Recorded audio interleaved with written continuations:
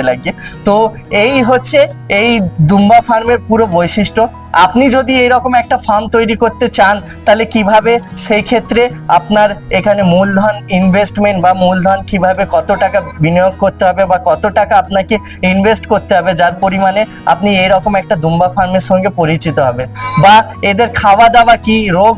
রোগ বলাই কি, বা কি কি রোগ হয়, বা রোগ না বললেই চলে, কেন কি এটা একটা ভেড়া প্রজাতির মানে একটা পশু আছে, এদের রোগ সেই রকম কিচ্ছু হয় না, শুধুমাত্র একটাই রোগ,